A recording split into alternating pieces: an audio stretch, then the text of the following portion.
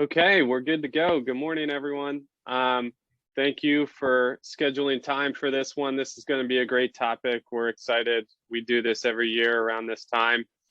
It's very important to put together a business plan for the next year.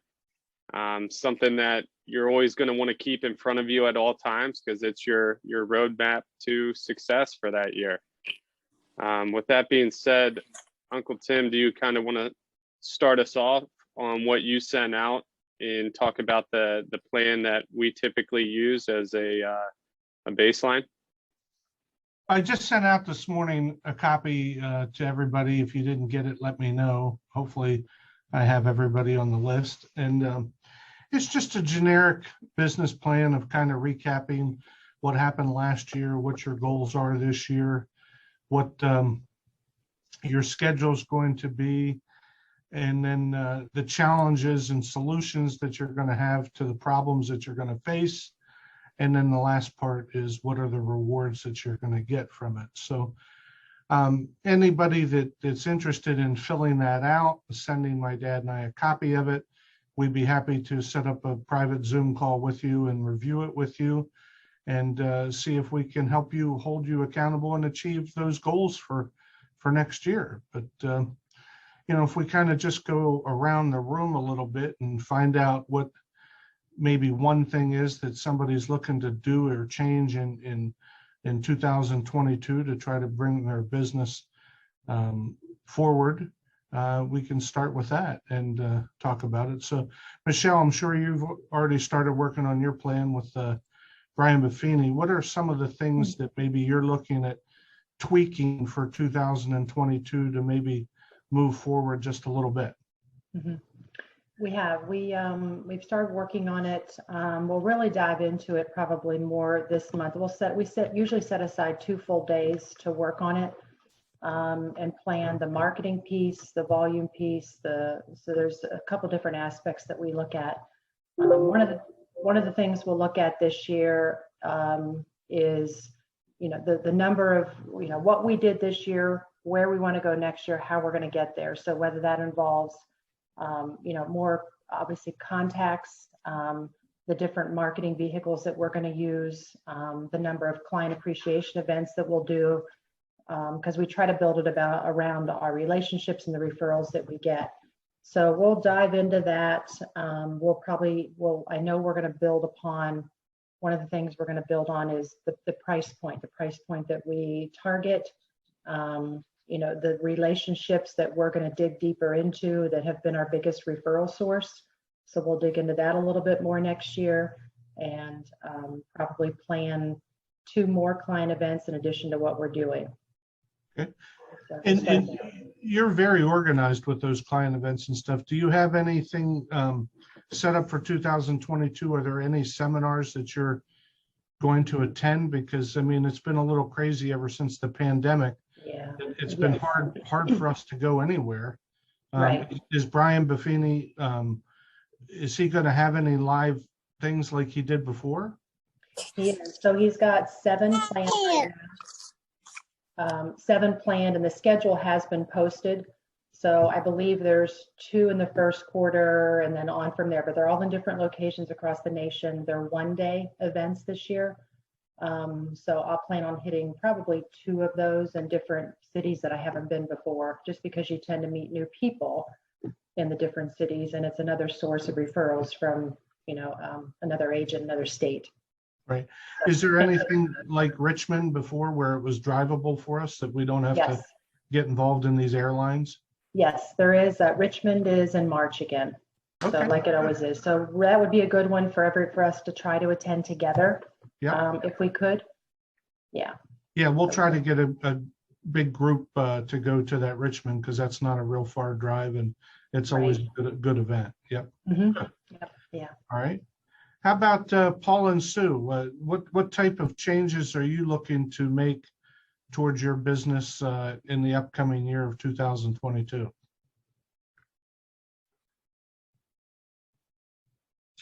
You're on mute. We got to unmute you.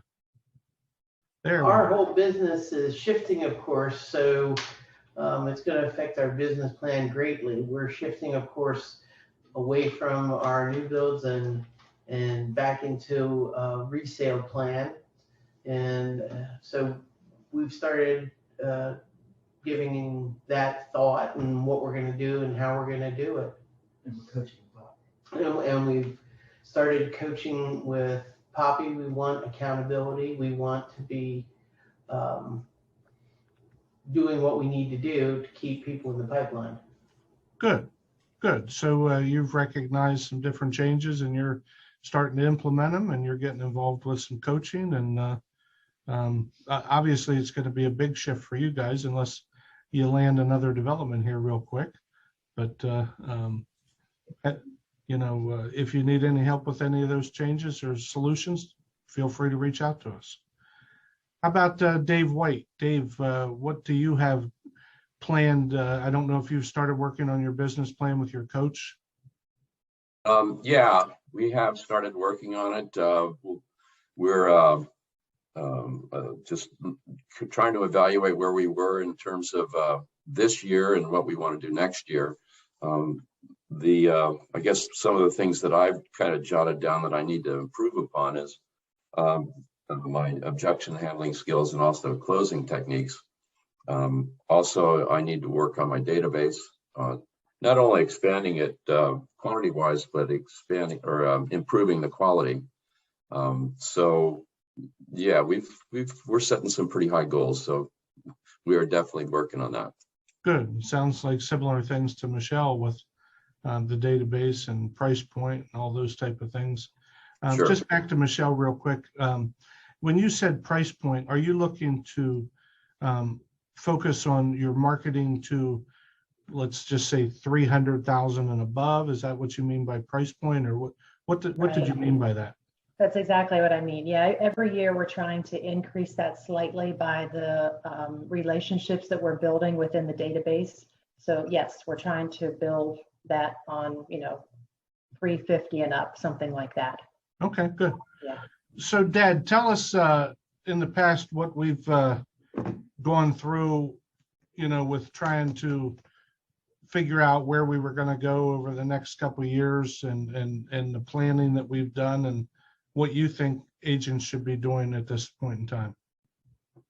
Well, whenever we wanted to increase our price point, which is what you're talking about, we targeted an area and did the just listed, just sold script in that area, saying to the people that were involved, hey, we have a buyer that is interested in moving into your area. And most times we did. It wasn't something that was made up. And you can honestly go through an area. I went through doing this system. I went through Highland Park 3 times using that script. And Tim and I got a lot of business out of there by obtaining appointments to people that might want to sell and converting them into people that did want to sell. Now you can do the same thing, picking yourself areas in a much higher price range. When we were in Highland Park, the price point was 120,000, which was above the 90,000 average that we had. Everybody should know what average they're selling in right now. It makes a difference as to how you want to improve yourself. And it's very, very easy to do. I'm sure, Michelle, you started out much lower than you are right now, and it's increased every year, and most of us do that. So I would say that's one of the keys to getting yourself a raise without really working much harder at doing it. And you've got to do the same thing no matter where you are. So it was very interesting that we came along and were able to do that just with that concept. So Kong, you're obviously coaching some new agents and developing them, and obviously we all try to lead by example. What do you have planned for 2022, and what changes do you think you need to make to keep moving forward with your business? Sure. Definitely, I'd like to get some new agents on our team, just trying to grow that. as well as helping out with the company a little more with more training. I think I had talked to you about it, and just more training in the middle of the day so that more agents can attend, to educate them on the contracts, forms, and stuff like that. I feel that that's really important, just for their knowledge and use. But as far as personal business, I'd like to grow my rental business as well. So if I can add 1 or 2 more this upcoming year, that'd be great as well. Okay. And you just bought yourself, was it a 2-unit or? Yeah, this morning. I literally just finished signing for it. So. And actually with the garage, it could be 3 units, right? Right. If you rent that out separately. Yeah. Yep. Yep. So it's exciting. Something I always wanted, a garage. So. Yeah. Congratulations. So that's good that the part of your goal is to continue to add to your investments and grow that side business that you have of rental. So congratulations on that. Thanks. And that's from learning from you and Gene. When I first started with you guys, it was try to buy one every other year. And I've done that. And now it's at the point in my life where I'm going to try to do it maybe 1 every year or 2 a year. So it just depends on, the real estate business, the sales wise as well. So. And when you find a good deal. Yep. Yeah, exactly. Good. How about Joe Schutz? Joe, what you've had a great year. And it just seems like you keep moving forward every year. What are you planning on doing, Joe Schutz, in 2022? What tweaks are you going to make to your business to keep moving it forward? Well, I've attributed some of the success that I've had to some of the coaching that I've been getting from Gene and from my Buffini coach. And my goal is simple. Just stay on track and keep doing what I've been doing and don't screw that up. And just being accountable to my coaches and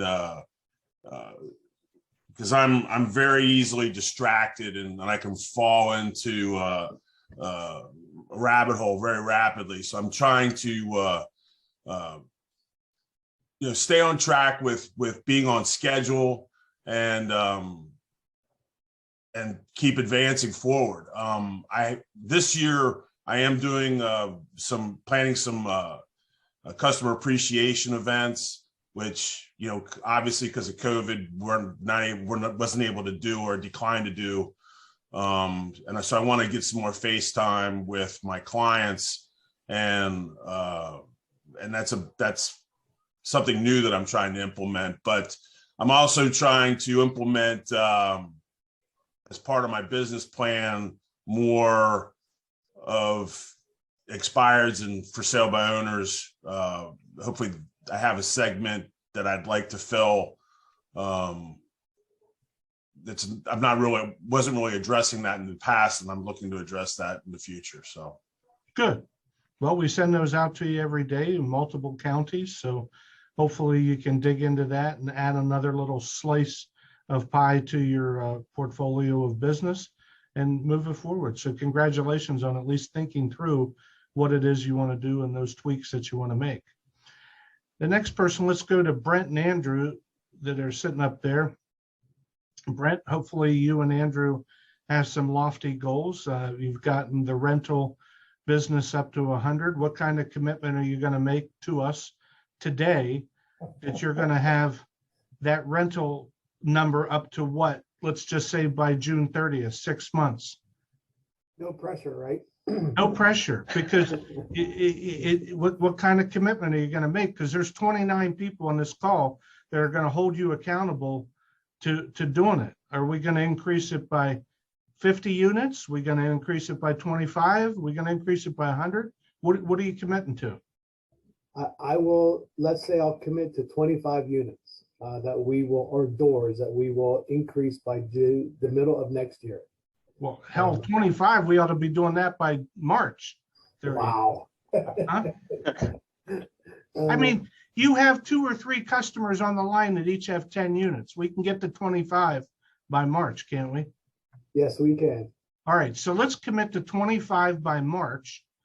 And I want you to keep us in tune next week on this call as to if you got any of those appointments locked down to bring those people in, because it's just one deal at a time. Mm-hmm. You've got 2 or 3 people that got 8 to 10 units. You get them in here and you get them locked down, that's 10. You get the next person in here, that's 10. It's just like going on a listing appointment, one at a time, But we're excited for you. I mean, I think you guys are a great team for the rental division, and hopefully you're going to push yourselves to make these goals, and let's go for 25 by the end of March. And absolutely. And I just want to reach out to actually 29 of you here, because you guys are very instrumental in that. And I'm just going to tout Miss Kara Schaefer. As a matter of fact, I'm talking with one of her clients who is purchasing a property from her down in Chambersburg. And she had given our name and number out. And hopefully out of those 25, that's going to be 4 of them because of one of our agents. So thank you very much. I appreciate it. And we will absolutely take care of them. So we sure do appreciate it. Sounds good. Let's move on to John Shannon. John, we've been working together for a long time now, and you've been in coaching with Mike Ferry in the past, and have been to some seminars of Buffini in Richmond, Virginia with us. What do you have set for John Shannon for 2022 to make it a great year? What kind of little tweaks are you going to make to your business? Well, the one thing that I did this year was, because of the market, I kind of backed off of the buyer sales, just because I found I was spending, 3, 4, 5 times what I used to with a buyer to get an offer accepted and get the settlement. And while that's all well and good, what I didn't do was say, okay, if my buyer sales make up 35%, 40% of my yearly income, I need to pick that up on the listing side. And that was something that I didn't do as strong as I wanted to this year. So for next year, my focus is to stay with that buyer market, see where it goes, see if it lightens up at all, inventory picks up.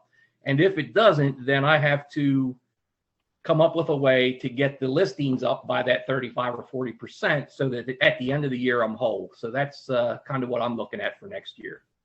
Good.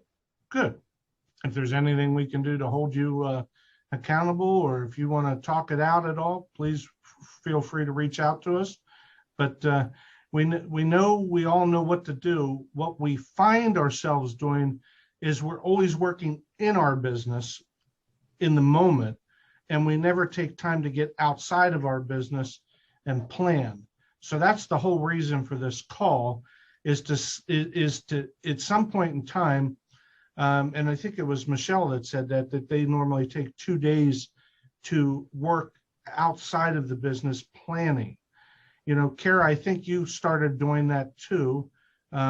If I remember, I thought I saw something somewhere that you guys are working on things. What are you doing to work on your 2022 goal?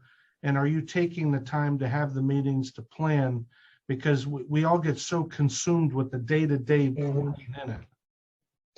Sure. Well, we have, as a group, we have several things that we're working on that, quite honestly, Tim, I haven't done for many, many years, back to whenever I started in business for myself. One thing that is really huge for me is the accountability and my meetings with you. And every one of my members on my group know that I mean, we all have the same business plans and have been utilizing them as soon as they come on board. And I am willing to help them get there and meet with them as often as they need, as long as they're doing the steps that they say that, that are going to get them there, because the accountability, I think, is huge. Whenever you're in a position like this, or a career where you have the opportunity to do what you want, it's really important to have somebody that keeps you on track to get you there. Yep. So that's really big. Another thing that I never did was harness my database. And just recently, I've always had an assistant part-time that works outside of the office. And just within the last month, I've hired someone inside the office who's doing that type of thing. And we have 1,800 and some people now in Top Producer, which I've had now for a year, and I've never done anything with it. So we're going to do something with it. I mean, we're getting that's rolling. Yeah. So, and as you said, with 1,800 people, you've got a gold mine of inventory of people, of past clients and centers of influence to reach back out to and stay in touch. And there's nobody better than that than Michelle. Michelle does a great job with working those things. And maybe one of these days we'll do another call on what we could do to work our past clients and centers of influence database better. But the big thing is to call them, mail them, do the pop-bys, the pop-bys that Brian Buffini talks about, and the client appreciation things. So if you're doing all those things, that business will come to you. So good job on recognizing that. How about Mr. Bob Stevens? You've been around a long time. What are you planning on doing for 2022?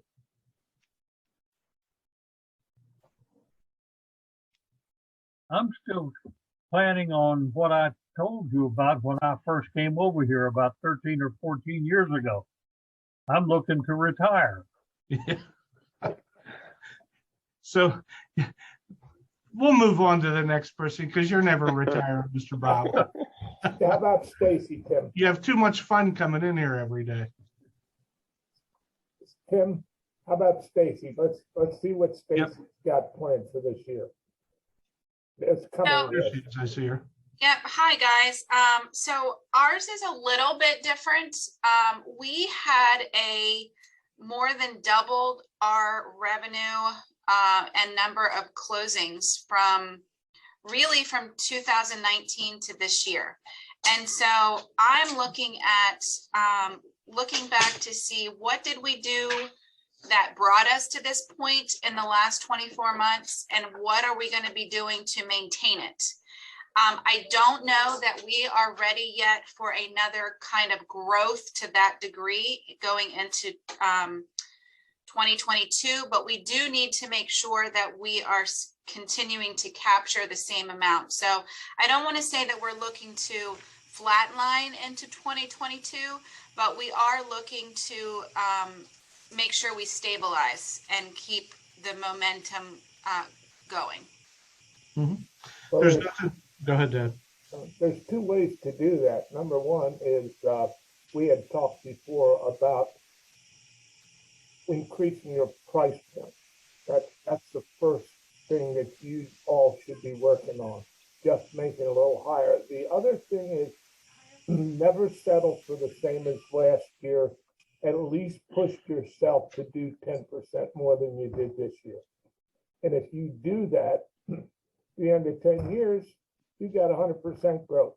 It's just that simple. Mike Ferry always said, shoot for 20%.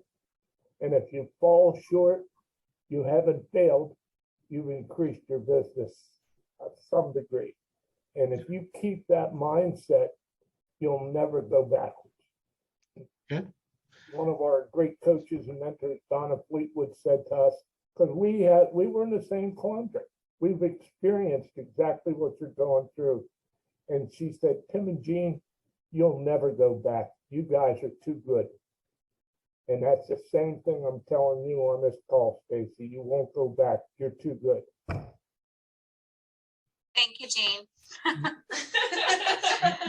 Let's go to Brooks now. Brooks, what do you and Kathy got planned for 2022? You guys have had a big increase in your business. Things are rocking and rolling for you.